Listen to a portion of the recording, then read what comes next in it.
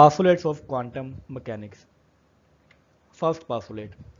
For every time-independent state of a system, a function of the coordinate can be written, which is single-valued, continuous and finite throughout the configuration space. तो हमारे पास साई एक function है, तो हम इस function को किसी भी स्टेट ऑफ सिस्टम के लिए जो कि टाइम इंडिपेंडेंट है उसके लिए राइट कर सकते हैं। अब इसकी क्वालिटीज़ क्या हैं कि ये हमेशा एक सिंगल वैलिड होगा, इसकी दो वैल्यूज़ नहीं हो सकती किसी एक टाइम के लिए या किसी एक सिस्टम के लिए। ये हमेशा कॉन्टिन्यूस होगा, इट मीन्स कि इसमें जो चेंज आएगा वो कॉन्टिन्यूस होगा, और ये इनफाइनाइट नहीं होता, बल्कि किसी भी स्पेस की कॉन्फ़िगरेशन में या किसी भी इंडिपेंडेंट सिस्टम के लिए ये हमेशा फाइनाइट होता है। This function describes the state of the system completely. और अगर हमारे पास ये फंक्शन जो है वो इसकी इक्वेशन मौजूद हो, इसकी वैल्यूज़ मौजूद हों, तो हम सिर्फ फंक्शन साई से ही according to password of quantum mechanics उस सिस्टम को बिल्कुल कंप्लीटली डिफाइन कर सकते हैं कि वो सिस्टम किस स्टेट में मौजूद है। Second password, to each observable entity in the classical mechanics. Classical mechanic की जो ऑब्जर्वेबल क्वांटिटीज़ हैं, जैसे कि पोजीशन होगी, वेलोसिटी होगी, मोमेंटम हो गया, या इसी तरह की कुछ और क्वांटिटीज़ हैं, there corresponds a certain mathematical operator. तो इन्हीं के कोरिस्पॉन्डिंग एक मैथमेटिकल ऑपरेटर भी होगा क्वांटम मैकेनिक्स में, the nature of which depends upon the classical expression for the observable quantity. तो उस ऑब्जर्वेबल क्वांटिटी की जो क्लासिकल एक्सप्रेशन है उसकी वैल्यू और नेचर उसी के ऊपर डिपेंड करेगी।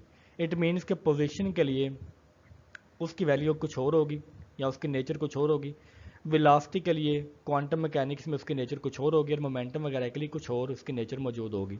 हम इसको एक एग्जांपल के साथ भी आगे स्टडी करेंगे। For example, the operator for a linear momentum parallel to the x axis is the rho dash is equal to h over 2 pi multiply by, या ये डेरिवेटिव है delta over delta x. Rho यहाँ पर momentum है, H यहाँ पर Planck's constant है, और आई उसका एक्सिस है। तो किसी एक एक्सिस में हम मोमेंटम को कम्प्लीटली डिफाइन कर सकते हैं। This means that to find the linear momentum of a particle parallel to the x axis we use the eigen value of equation.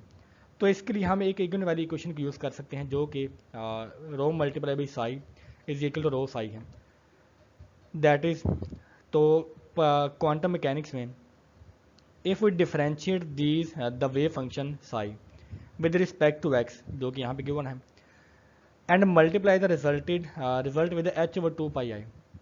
ठीक है, यहाँ पर जो हमारे पास जो वेव फंक्शन है इसको डिफरेंशिएट वगैरह करें और उसको एच ओवर 2 पाई के साथ मल्टीप्लाई करें, then from the eigen value equation, ठीक है, ये हमारे पास इगन वैल्यू इक्वेशन है, we can know the value of the momentum p. Simple कहने का मतलब यह है कि अगर हमारे पास इस साई फंक्शन की वैल्यू मालूम हो, उसको जब हम फिर इसके साथ मल्टीप्लाई करेंगे तो हमें मोमेंटम वगैरह को मालूम कर सकते हैं।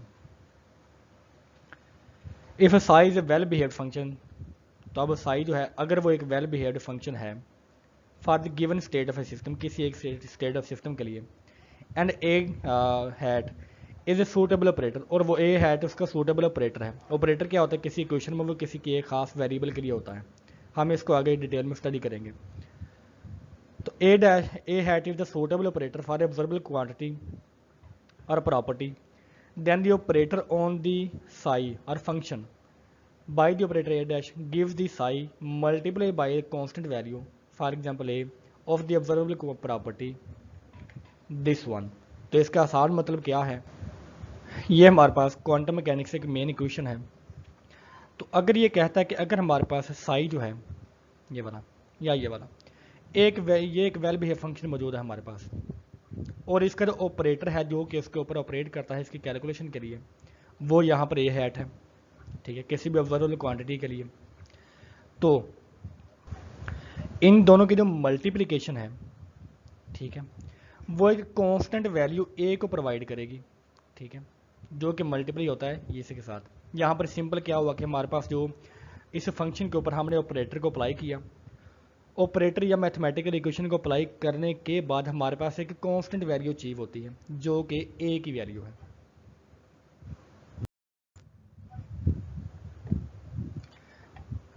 According to postulate 4, the only possible measured value of an observable. तो यहाँ पर ए हमारे पास एक कोई ऑब्जर्वेबल वैल्यू है जिसके ऊपर हमने मैथमेटिकल ऑपरेटर लगा के वैल्यू को उसको फाइंड किया। So the only possible measured value of an observable are the eigen values. तो इसकी जो पॉसिबल वैल्यू हो सकती है वो सिर्फ और सिर्फ इगन वैल्यू है, obtain from the eigen value equation, जो कि इस इक्वेशन से हम फाइंड करते हैं। इगन वैल्यूज और इगन फंक्शंस को भी हम आगे डिटेल में स्टडी करेंगे। तो सादा अल्फाज में जो यहाँ से वैल्यू हमें अचीव होगी हम उसको इगन वैल्यू का नाम देंगे। So if the wave function sigh of A system is an eigenfunction of the operator for the observable then the measurement of that observable gives the eigenvalue। मतलब जो भी वैल्यू यहाँ से निकलेगी हम उसको इगन वैल्यू को नाम देंगे। If the wave function sigh of the system is not an eigen function, तो अगर ये वाला फंक्शन ही इगन फंक्शन नहीं है, ठीक है, अगर ये इगन फंक्शन है तो इसकी वजह से जो वैल्यू आएगी वो इगन वैल्यू होगी। तो अगर हमारे पास ये इगन फंक्शन नहीं है then the value of the observable obtained on measurement has a probability that can be calculated from the wave function। तो हम उसको फिर probability density में कन्वर्ट करते हैं और हम इसकी फिर probability को कैलकुलेट करते हैं अगर तो वो इगन फंक्शन नहीं है। अगर वो इगन फंक्शन है तो उसकी वैल्यू इगन वैल्यू होगी और वो फिक्स होती है, सिंगल वैल्यू होती है। और अगर ये फंक्शन इगन फंक्शन नहीं है इट मीन्स कि वो एनर्जी को कंजर्व नहीं करता और इस तरह के दूसरे पैरामीटर के ऊपर पूरा नहीं उतरता जो कि क्वांटम मैकेनिक्स में मौजूद होते हैं, तो वो इगन वैल्यू नहीं होगी और वो इगन फंक्शन नहीं होगा। तो उसकी बेस के ऊपर जो वैल्यू ऑब्टेन होगी हम उसकी प्रोबेबिलिटी को भी वेव फंक्शन के जरिए कैलकुलेट कर सकते हैं। Postulate 5. If a number of measurements are made over the configuration space, then the average value of the quantity is given by। तो हमारे पास कोई मेजरेबल क्वांटिटी है जिसको हमने लास्ट में मेजर किया, अगर हम उसको किस कॉन्फ़िगरेशन में डिफरेंट जगह के ऊपर उसकी वैल्यू को मेजर करते हैं तो जिसकी जो एवरेज वैल्यू आएगी वो इस इक्वेशन के फॉर्म में यहाँ पर आ रही है। यहाँ पर जो ये वाला सिंबल है it represents the integration of the whole of the configuration space. ठीक है, हमने दोनों साइडों पर इसकी कॉन्फ़िगरेशन स्पेस को अप्लाई किया।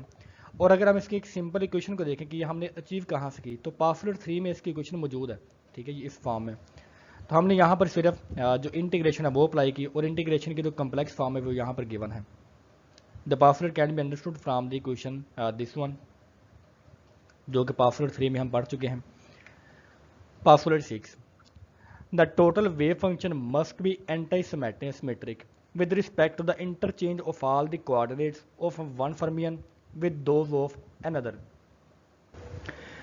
इसका मतलब कि अगर हमारे पास जो टोटल वेव फंक्शन है अगर हमारे पास कोई आइडेंटिकल फर्मियंस हैं, फॉर एग्जांपल जो इलेक्ट्रॉन है उसका जो टोटल वेव फंक्शन है वो एंटी सिमेट्रिक होना चाहिए किसी दूसरे पार्टिकल के लिए। इसका मतलब ये है कि जब हम किसी दो पार्टिकल्स की जो स्पेशल अरेंजमेंट है या उसकी स्पिन या कोऑर्डिनेट को हम एक्सचेंज करेंगे या स्वैप करेंगे तो उनका जो वेव फंक्शन का साइन है एक तो वो भी चेंज होगा। ठीक है, और साइन चेंज होने की वजह से हम कहते हैं कि वो एक दूसरे के साथ एंटी सिमेट्रिक हैं। However the electronic spin must be taken into account, मतलब हम इसमें स्पिन को भी लेते हैं कि अगर स्पिन भी चेंज हो, ठीक है, और इसके साथ उसकी स्पेशल अरेंजमेंट भी चेंज हो किसी दो इलेक्ट्रॉन्स की, और अगर हम उनको स्वैप करें तो वो एक दूसरे के साथ एंटी सिमेट्रिक होंगे और उनका जो साइन है वो चेंज हो जाएगा।